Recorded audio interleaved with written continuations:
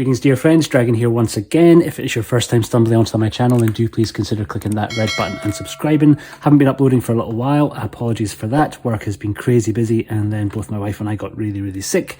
So just been a lot going on, but hopefully things should get back to normal pretty damn soon. So today, just getting into the rest of the things that have arrived since the last one of these that I did. Hopefully we'll get unboxings and all that other good stuff, unboxings and reviews of some of the stuff in here in due course. There goes some cat legs. So without further ado, let us get into the stack. Okay, so first up is the first of the usual suspects for this month. By that I mean the things that I suspect pretty much all of us will be receiving. Eureka's latest spectacular release of Lau Gar-wing's Odd Couple, starring Sammo Hung and Lau Gar-wing himself. A pretty incredible film. One that I've been waiting to get a Blu-ray release for ages, was finally able to sell my old Hong Kong Legends DVD just recently. But yeah, one that I'm very excited to get into. Next up is the two 88 Films Shaw Brothers releases for this month. Lau Kar-leung's Shaolin Mantis, starring David Chang, and John Liu's Monkey Kung Fu, both with absolutely glorious cover art by Kung Fu Bob. Two that I have been waiting for quite some time. Shaolin Mantis especially is a pretty big favourite of mine, probably my favourite David Chang movie actually, and Monkey Kung Fu I've not seen in the longest time, so kind of looking forward to revisiting that. Would have loved it to be Mad Monkey Kung Fu, but I suspect there's a good chance if Frank Chang's recent tease on his little Instagram page and letting us know that he did a commentary for Mad Monkey Kung Fu is anything to go by, then I suspect we'll be seeing Mad Monkey Kung Fu hopefully on Arrow's Shawscope Volume 2 box set. But yeah, very excited to add these two to the collection. These are Spines 31 and 32 in their little numbered series of Shaw Brothers movies. Awesome. Next one up, bit of a random one. It's an old DVD copy of the Higher series of movies that were originally made as kind of long extended adverts for BMW, but all kind of featuring the same characters, all starring Clive Owen playing the driver, and they brought in some real incredible directors to make these little short films.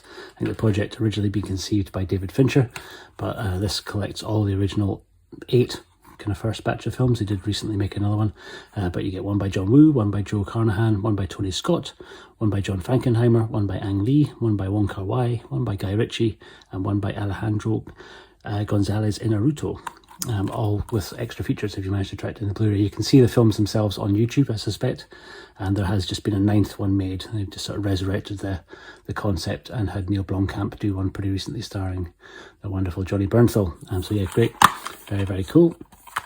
And really cheap if you can kind of still find it on DVD. You can pick it up pretty cost effectively.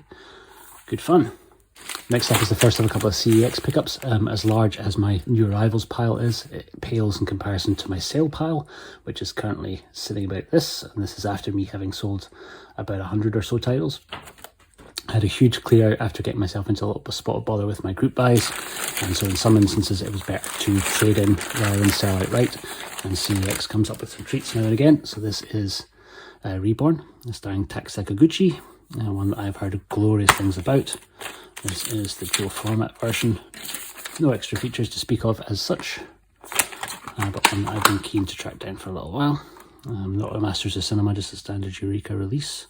Pretty cool. And the other CEX found game, which is From Software's latest, Elden Ring, which looks pretty glorious. This is the sort of collector's version. Comes with a little kind of wee pack. Game. Excited to get into it. Let me know if it's one that you've been playing.